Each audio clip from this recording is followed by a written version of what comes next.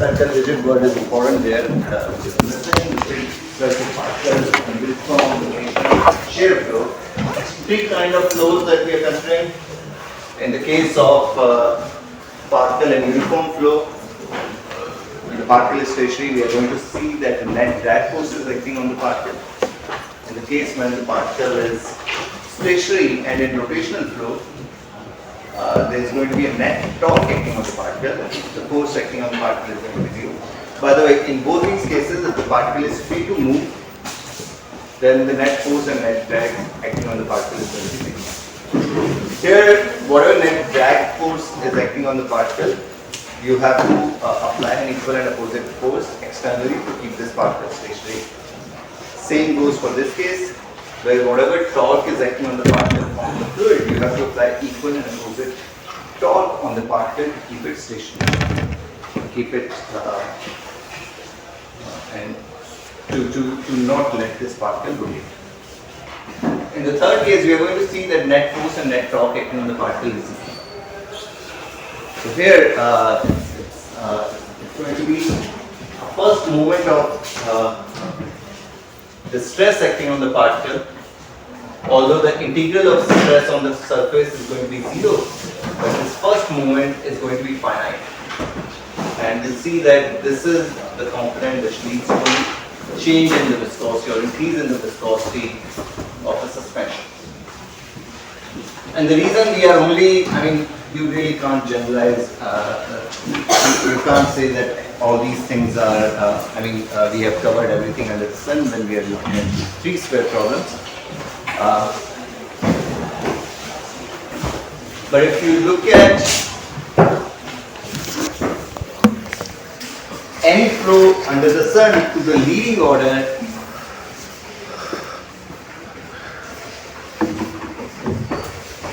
you can say it's the uniform plus the first gradient that is important, and the first gradient has two components. One is the rotational type, another is extensional, and simple shear flow covers that extensional component. Alright, so any flow under the sun to the leading order has these three components: uniform, rotational and extensional. Uniform, rotational, and although I am saying simple shear, but simple shear has two components, rotational and extensional. So this covers the extensional. So to the leading order, these three problems, these three sphere problems can help us in understanding particle motion in almost any flow.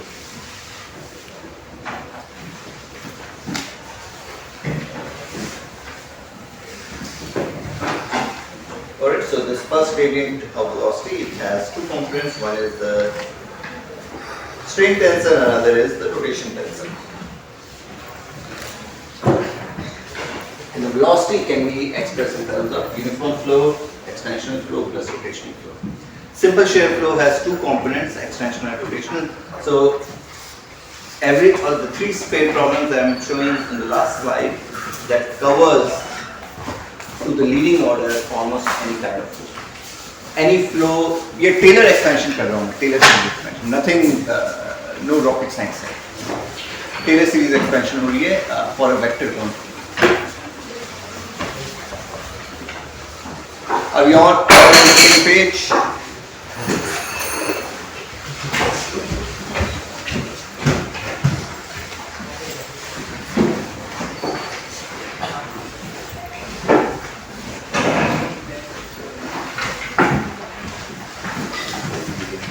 Alright, so for the first uniform flow problem, we discussed it in details in the last class. So in the beginning, I just wanted to draw some analogies between Stokes' flow problem and electrostat. And in electrostat, for example, given a charge Q at a point, you can calculate how electric potential is going to be. Right? It's a point charge. Electric potential is going to be Q by 4 pi epsilon r. Now I am claiming that for Stokes' flow also, we are going to have a similar expression where velocity there's going to be dependence of velocity on forces acting in the fluid. Just like you have a charge and you can tell what the potential is going to be at any point. Same way, you have a force acting at any point. We are interested in finding out what the disturbance field of this force is going to be. The way this expression is telling me how the potential is going to be impacted due to the presence of this charge, same way the disturbance force, how the velocity of field is going to be impacted due to the force. So electric potential due to ground charge at R dash. Same way we would like to know velocity. If I'm applying a force here, how the velocity field is going to depend on the position in the fluid. Am I making sense?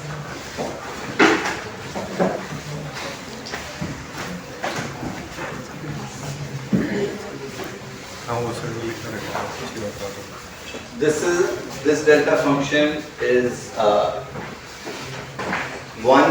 at r equal to r and at anywhere else in scale. So it's essentially telling if I have a point force, how will my velocity, the only unknowns here are velocity and pressure. So this equation along with the continuity equation we can solve. So my goal is to find u as a function of f.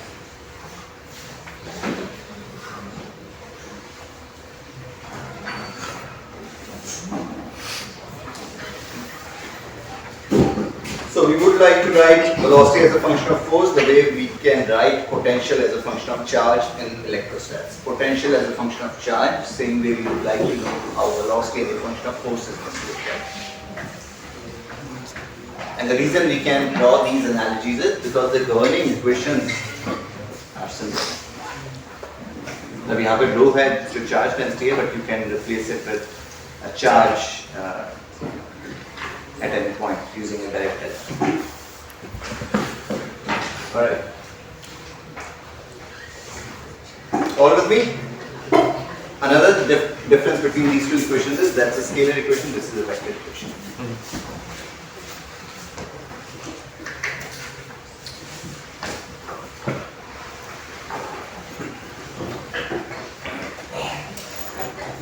So, in order to solve these equations, these differential equations, all we need is appropriate boundary condition. That's it.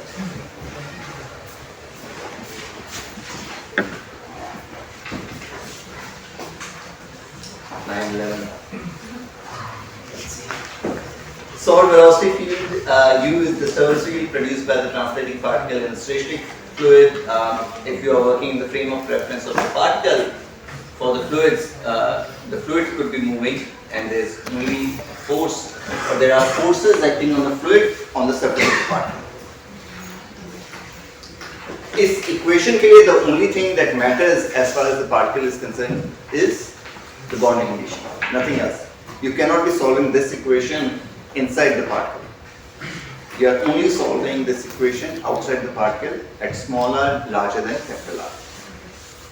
The only place where this particle appears is when it's providing you the appropriate boundary condition. No flip boundary condition on the surface. Alright, and this is something that I was assuming that you guys have derived in cll331. I'll share the derivation for this, but this is the velocity field that is obtained by solving Stokes' law.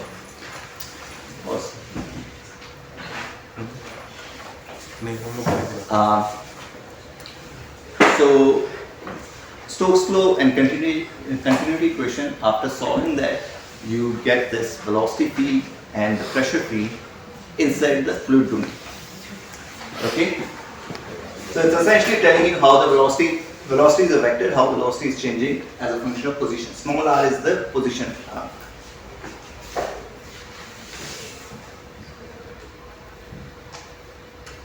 Now substituting, after you integrate इसी velocity का using the finding the first gradient on the surface, you can tell how the stresses are going to look like. applying Newton's law of viscosity on the surface and then integrating these stresses over the surface will tell you the net force acting on the particle. And from there we derive what the net force of acting on the particle is going to be. And this is the force that you get, 6 pi mu r v. Now, substituting this in the above equation,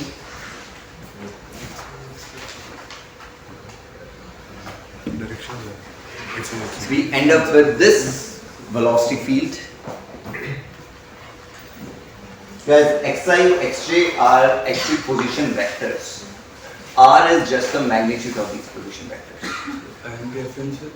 Sorry? Reference? Reference is center of the particle. Particle is not known.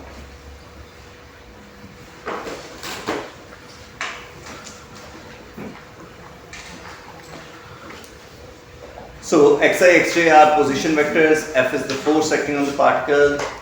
Net force acting on the particle. V is the viscosity of the continuous fluid.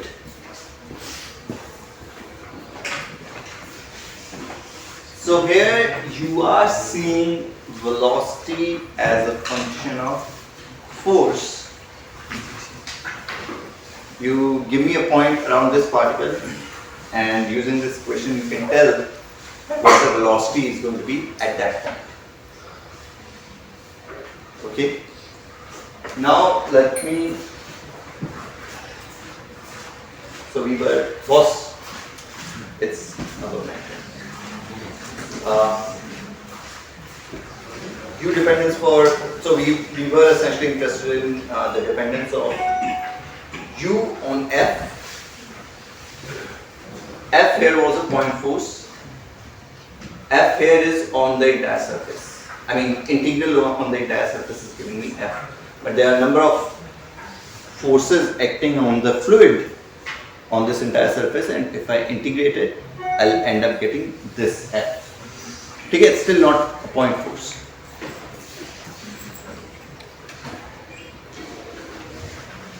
It's still not a point force solution. Sir, I need to go to the hospital because I made an accident yesterday.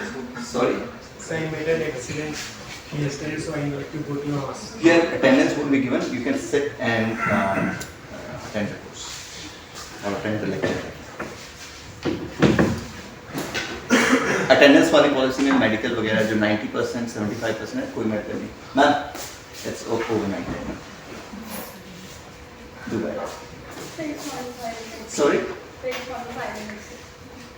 it's 9:15 it's 15 minutes late it's okay so anyway where were we so this velocity expression that I'm showing you, it's still not a point force. My force is still acting on this particle with a finite size capital R. How can I get the point force solution from here? All I need to do is assume that my small r is much larger than capital R. I mean this particle which was of finite size r, if I am far away from this particle, it's point particle.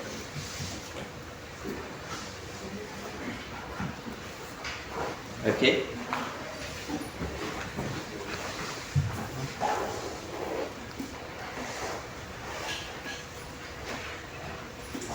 So in the limit when r, capital R by small r is much less than 1, all I need to do is neglect these capital R by small r terms, because these are much less than 1. The first term on the right hand side survives, the second term goes to 0.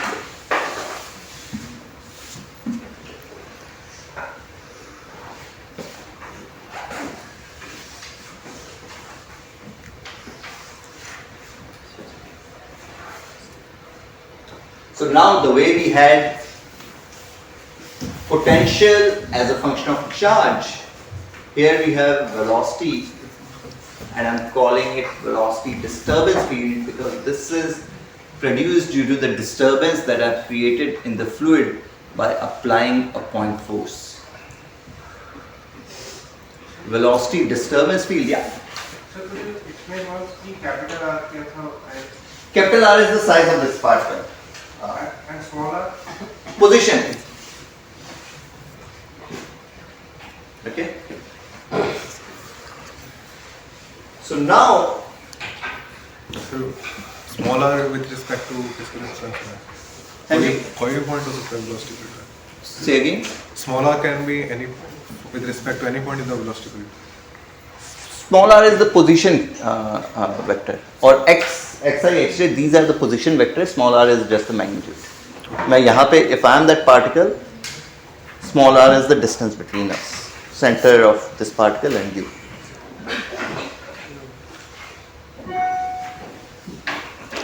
R change हो रहा है. Small r is changing. I mean, you can be there, you can be there, you can be there, and based on where you are, you can calculate it. You can be calculating what my disturbance field is, and you can see that this is decaying.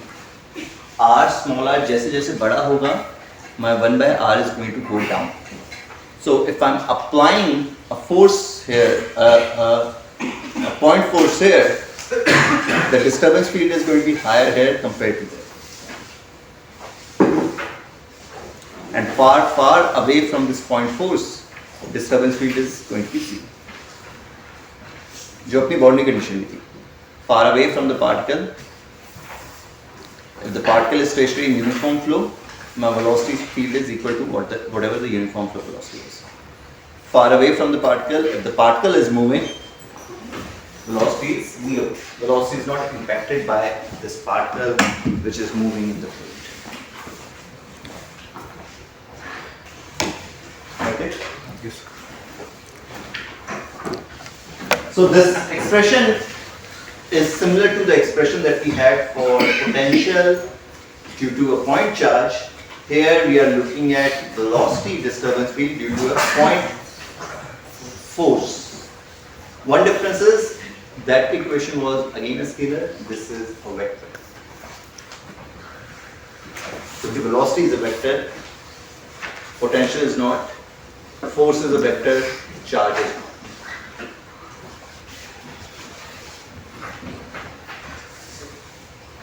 And one way to write this expression is in again vector form. U is equal to F dot G, where F is the force, U is the disturbance field, G is called Osine tensor.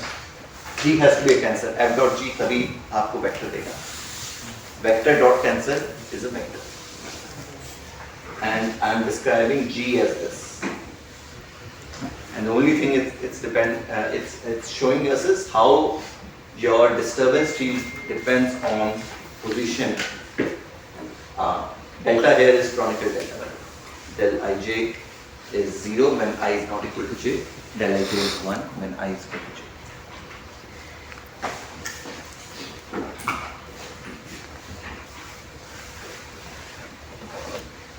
With this expression, given a force F, now you can tell how the velocity field is going to look like around this, where I am applying this force F. So how this velocity field, if I am applying a force F, you can, let's say I am saying I am applying force 1 Ey in y direction. Given the viscosity of this fluid, you can tell, and if there is nothing else in this domain, you can tell how velocity at any point is going to be just by using this expression. Any questions, guys?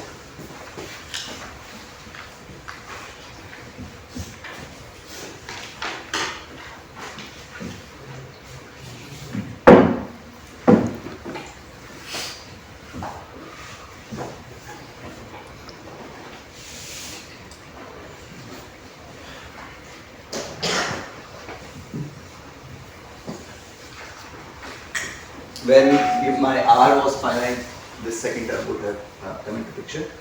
But this is going to be one homework assignment, a two problem for you, that I'm going to tell you what my force is, and I'll ask you guys to draw me the streamlines. Draw me how the velocity of inside the fluid domain is going to look like.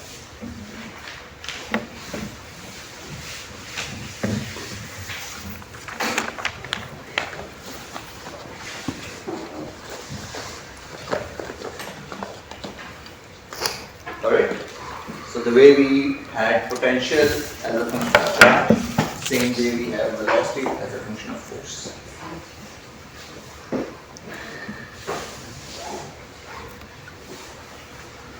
मैं U से B पे shift हो गया, but the same thing. Alright, so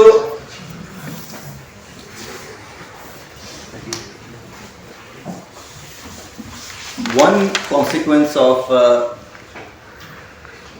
this solution is, now you can say, sir, in reality there is almost never a point force. We might be dealing with a finite size particle and we might be interested in velocity field close to that particle. Okay, if let's say I am that particle and you are interested in, and I am applying a force, we might be interested in what the velocity is going to be at this point. Which is, I mean, compared to size of this particle, this distance is not large. So capital R by small r is not negligible. So क्या करें? Interestingly, now you can imagine one way to go about solving this problem is you can imagine this particle to be actually made up of very small particles. All you need to care about is boundary condition for the fluid. But it could be like you can essentially mesh, divide this surface into smaller meshes and assume that there are forces acting on these points. Okay, and when these, although I'm interested in finding what my velocity is going to be here, and this distance is not large compared to size of this particle, but if this particle is actually made up of very small particles, then this distance could be still much larger than the sizes of these particles. And then all I need to do, since we are dealing with Stokes law problem, और linearity क्या कहती है Stokes law में?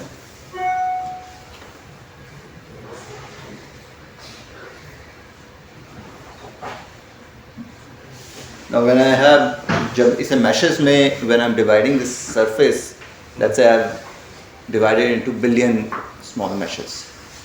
Stokes law says that I could be solving velocity disturbance field at this point due to one surface at any point. इस surface से निकाला, इससे निकाला, इससे, and in the end I just need to sum it up. Stokes law, linearity.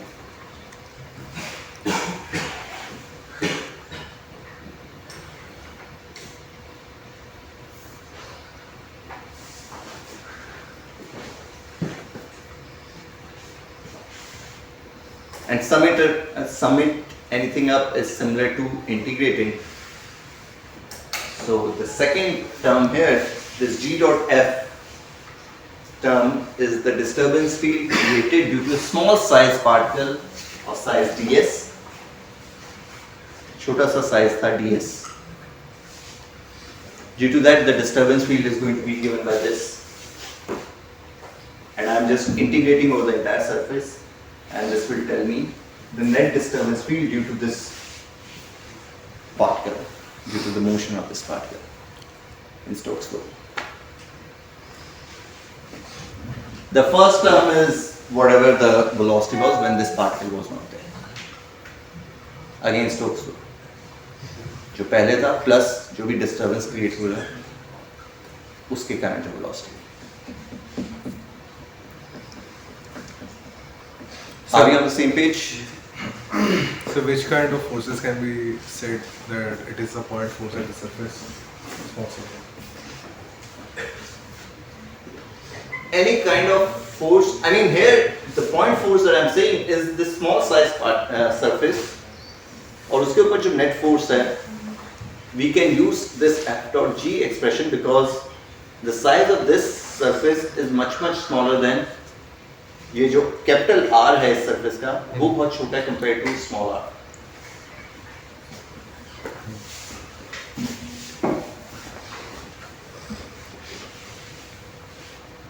Okay, and using that I can say that all I need to do in order to get the net disturbance field, all I need to do is integrate over this entire surface and we'll have the solution.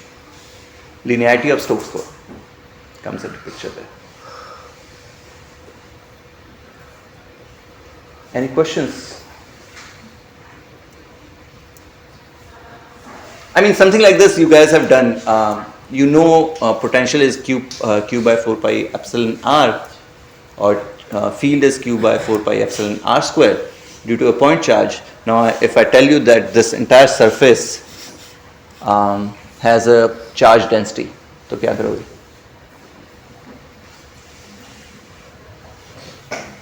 Pick a surface of size ds, जो भी charge density है, rho times ds is net charge, and then you integrate for the entire surface.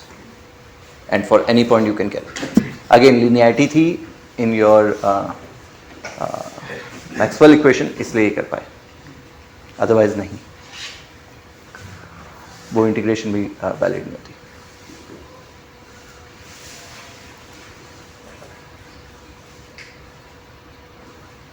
Any questions?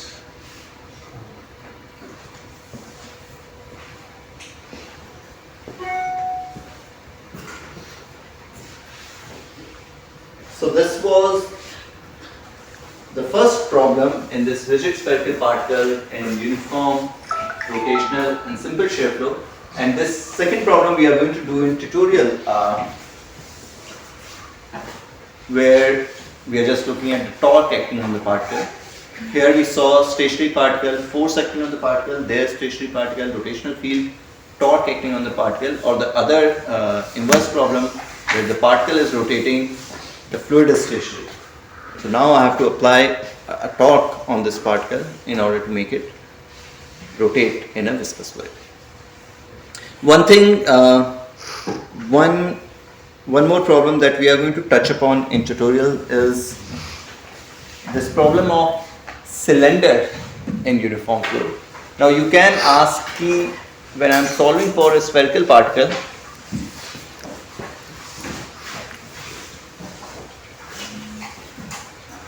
I mean this solution, the top 2 equation, it will take, अगर हम class में करेंगे, easily it's going to take a lecture or so.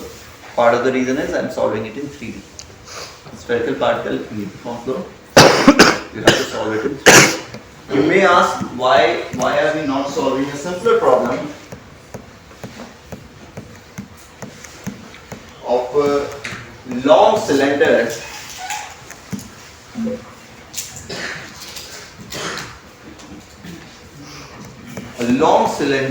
in uniform flow.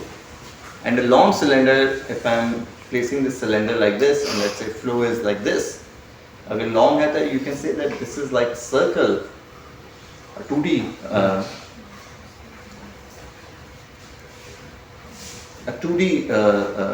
body, because in this direction you can say there won't be any gradients. If it's infinitely long uniform flow, you can think of solving this problem in just one plane and all the other planes are going to be same.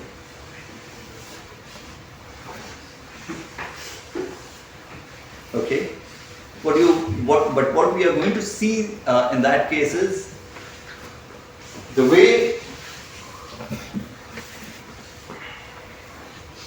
this point force in 3D system is decaying to 0 when I am far away. 1 by r से decay है, it's going to go to 0 when r is large.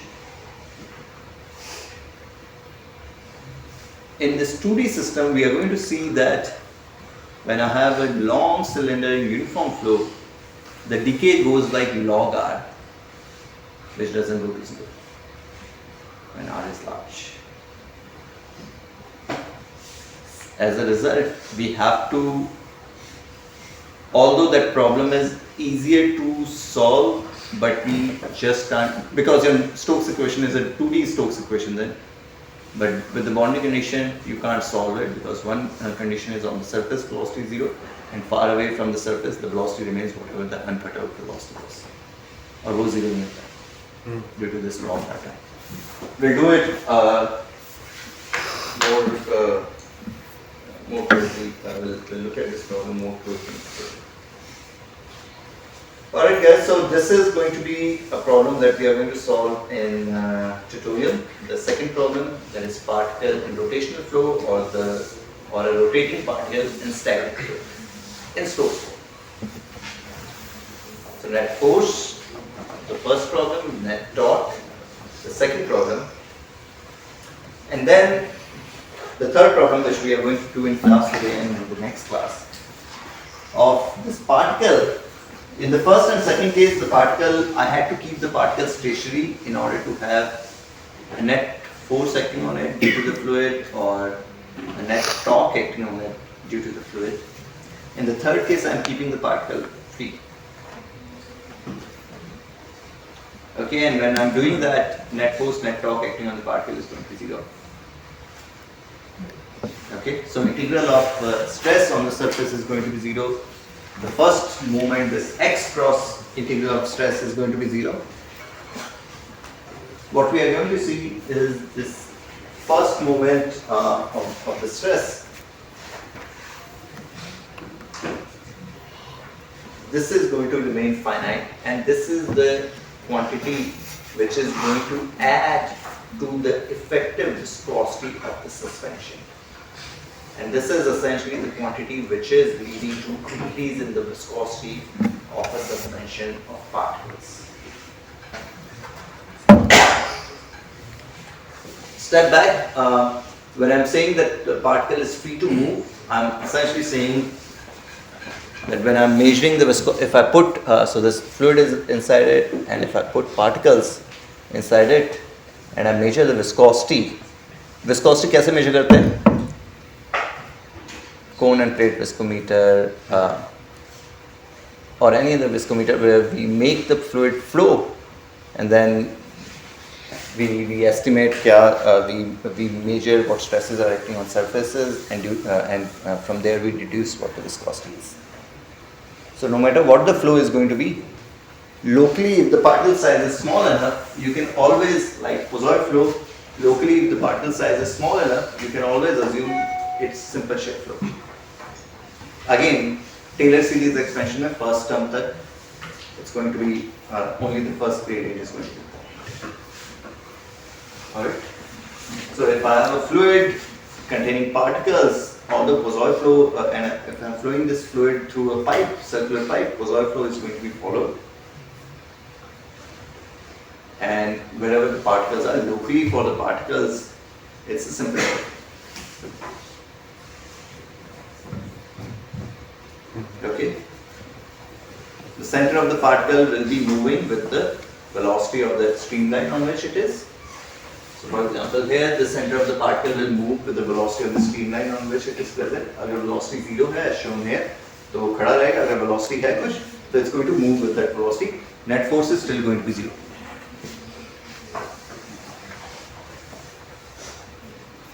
Am I making sense, guys? Yes.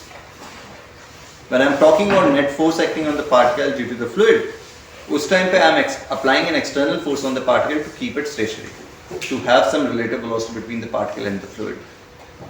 If I don't do that, if I let the particle do whatever it wants to, it's essentially going to follow the streamlines. Its velocity is going to be equal to the velocity of the fluid. All with me? And so locally for a small particle, even a pipe flow or any other flow field, locally you can think of it as simple shape flow. Alright, and now I'm going to switch to boat.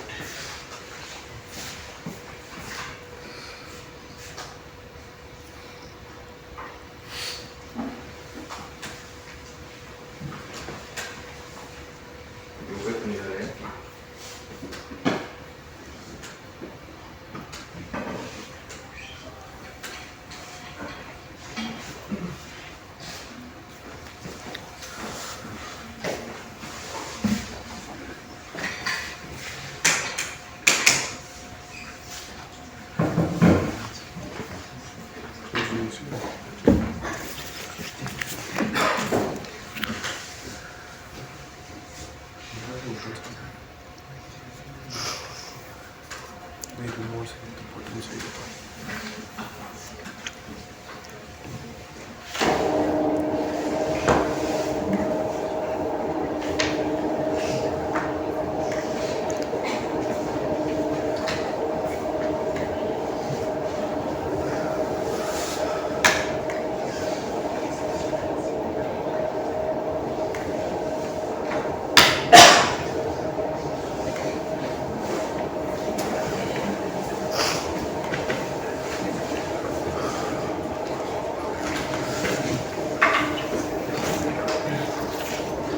In Q-Chip, one last question. I have asked you guys to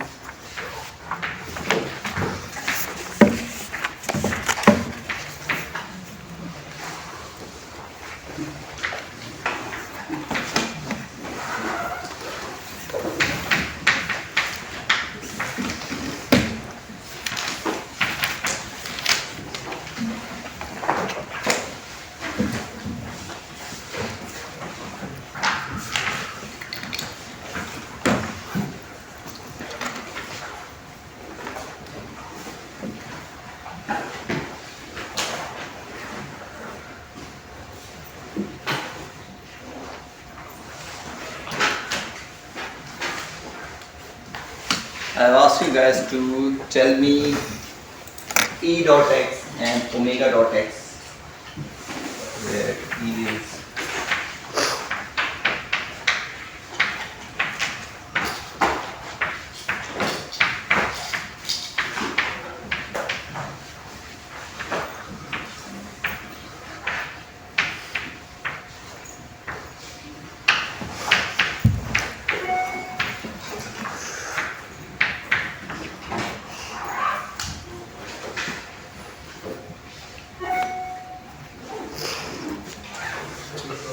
so your velocity field to the leading order you can write using Taylor series.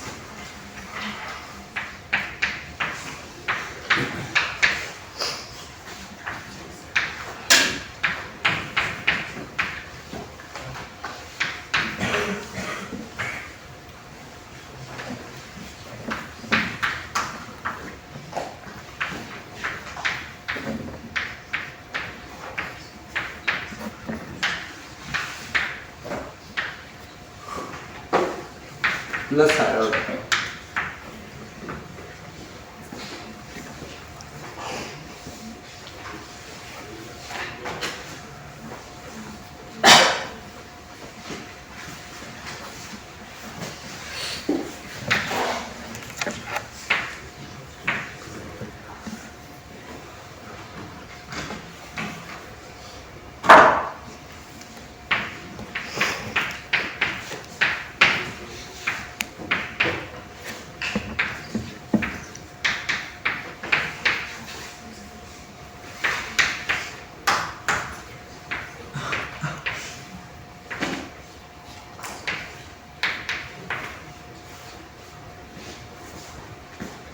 ठीक है मैंने del u को half del u plus del u transpose plus half del u minus del u transpose लिख दिया.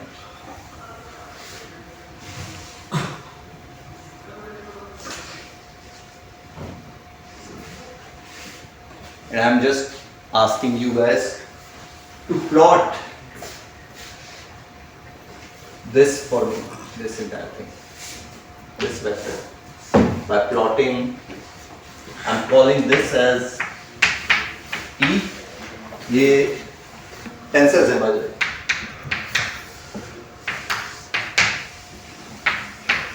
These are tensors. I'm calling this tensor E and this strain tensor, rotational tensor. And why I'm giving these different names to them is you can find out because of this. Velocity fields that you are going to get by plotting this and by plotting this. X is again a position vector.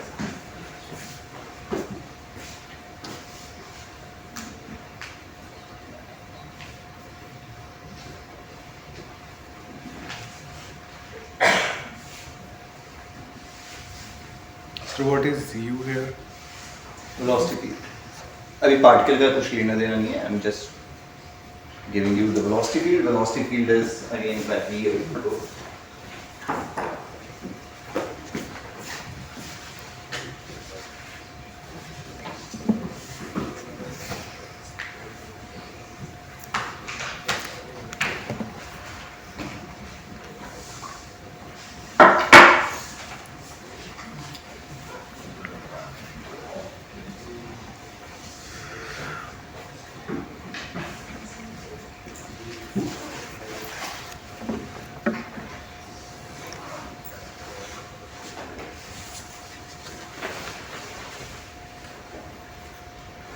I would like you guys to do this last problem of tutorial 1 thoroughly to understand this.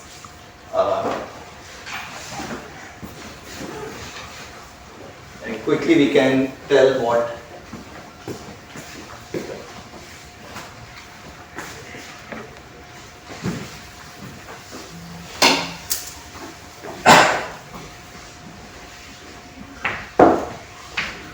U is equal to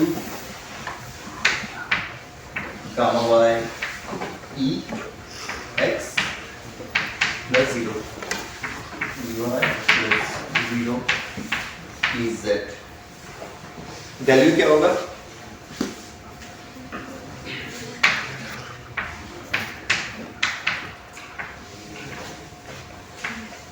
Let's 2D की बात करते हैं क्योंकि C में सब कुछ 0 ही है.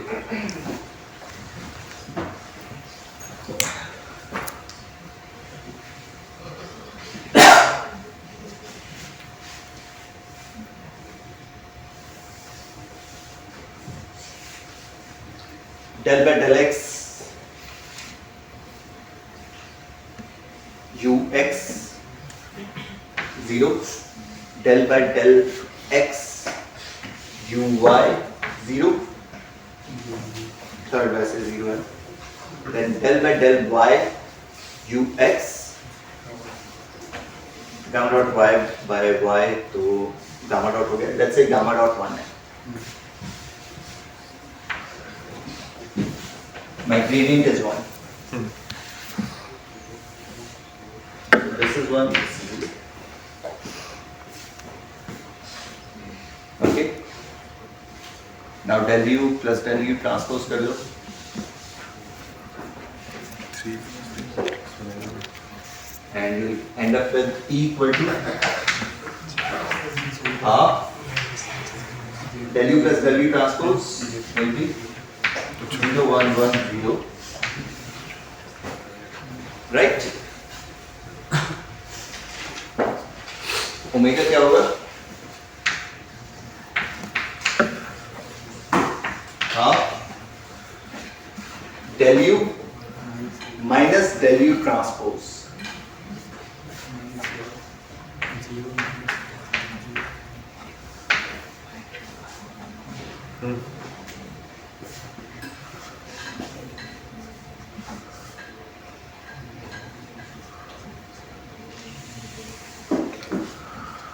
Calculate E dot x and omega dot x now.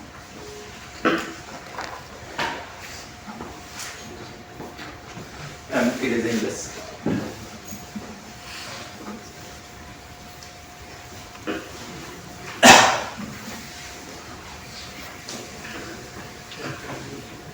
E dot x over omega dot x.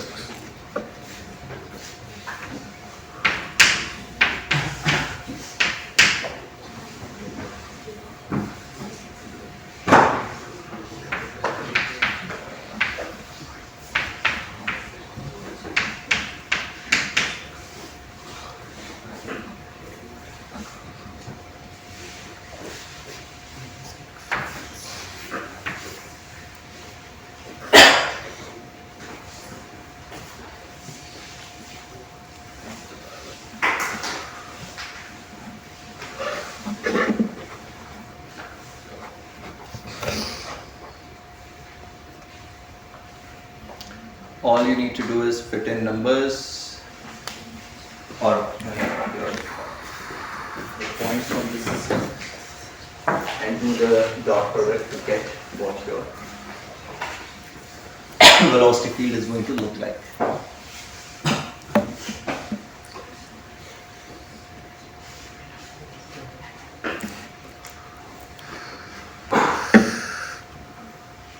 So let's say omega dot, मैं नंबर लाइन पे बात करूं, x equal to 1 पे क्या होगा?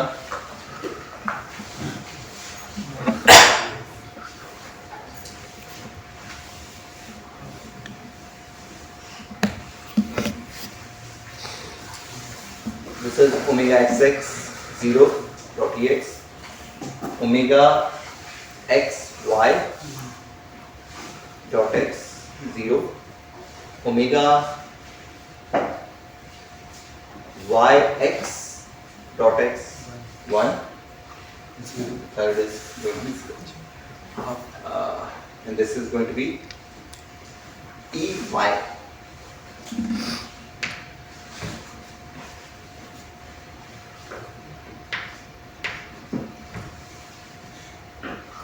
Direction will carry for some reason.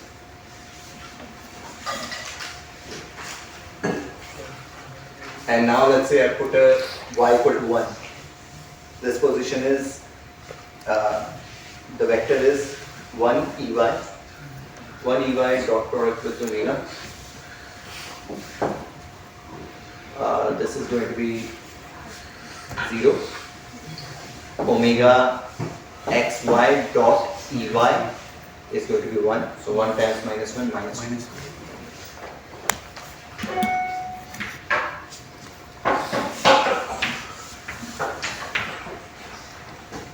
कोई गड़बड़ की है, ये उल्टा आना चाहिए for that simple shift rule.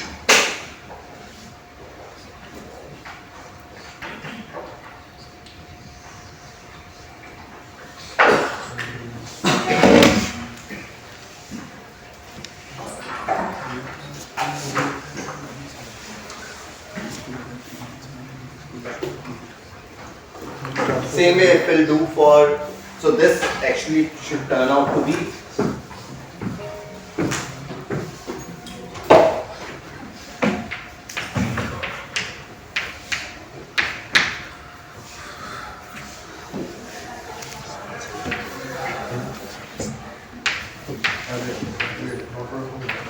that's why we call it the rotational component,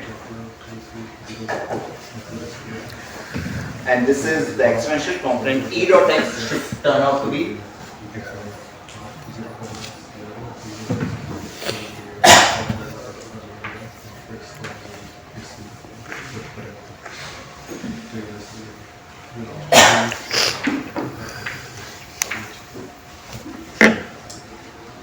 mathematically ऐसे ही तुम पॉइंट्स पुट करके e dot x को कैलकुलेट कर सकते हो और ऐसे ही omega dot x को. Okay, so rotational component plus extensional component. And again for Stokes law, since it's a Stokes law, I can, so this flow field is essentially a summation of this plus this. And since it's a Stokes law, linearity is there. I can just think of motion of my particle in this flow field, and a separate problem will be motion of the particle in this flow field. Okay, and we'll continue from here in the next class.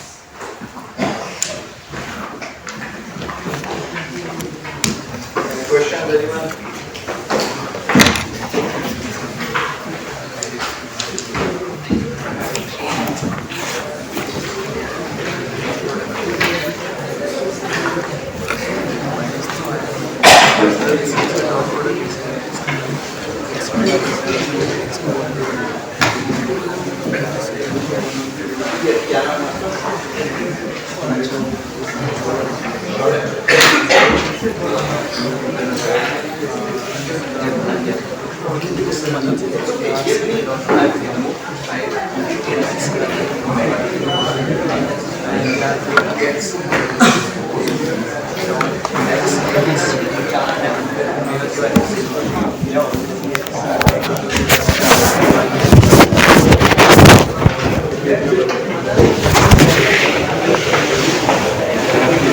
करके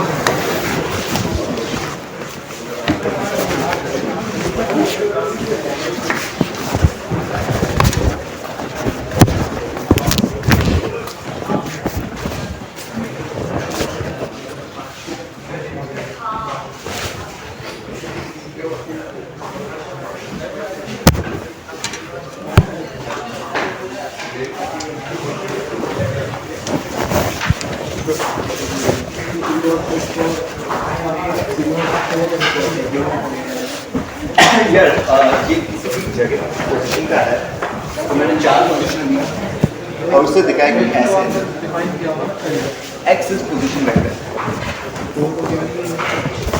हाँ अब ये कोई भी यहाँ पे position vector कुछ है, यहाँ का कुछ है, यहाँ का कुछ है, यहाँ का पोजीशन वेक्टर कुछ है, यहाँ का कुछ है, यहाँ का कुछ है, यहाँ का कुछ है, यहाँ का कुछ है, यहाँ का कुछ है। माय क्लेम इज कि मैं ओमेगा डॉट एक्स को वो गिवन है जैसे मैंने पॉइंट चूज किया गिवन पोजीशन आपका रैंडम पॉइंट रैंडम, लेकिन मुझे पता कौन से पॉइंट सिलेक्ट करके मुझे कुछ 1 यूनिट है। हाँ मैंने 1 यूनिट आधा यूनिट करता तो भी यही आता। तो उसके बाद क्या होगा? मैं सिलेक्ट करने वाला था फिर मैंने ये क्या चूज किया ओमेगा डॉट एक्स मेरा ये हाँ और x जैसे यहाँ पे हूँ तो 1,0 है, हाँ यहाँ पे 0,1 बीच में कहीं हूँ तो x हमारे में जो भी हुआ। कंप्यूटर पे बैठना तुम्हें पता है किसी भी सर्कल के लिए क्या x y होगा, circle of size 1 let's say क्या x y होगा, उसके बेसिस पे यू कैन प्लॉट उन सारे पॉइंट्स पे वेलोसिटी बताना क्या है और फिर वेलोसिटी वेक्टर प्लॉट करना है। यू सी कि ये ऐसे स्कीमलाइन बनाने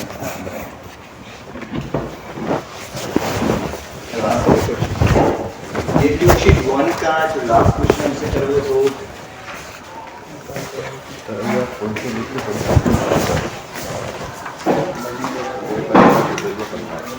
यार ये बुक का जो विलियम डीन है,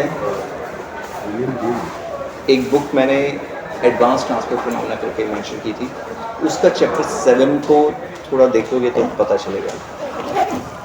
इस बुक में इतना इस बुक में नहीं कवर हो रहा है जो अपनी गो टू बुक है, मतलब जो 1-2 लेक्चर्स के बाद मैं उससे ज़्यादा अच्छे से फॉलो करूँगा, लेकिन फंडामेंटल्स उसमें अच्छे से डिस्क्राइब नहीं है।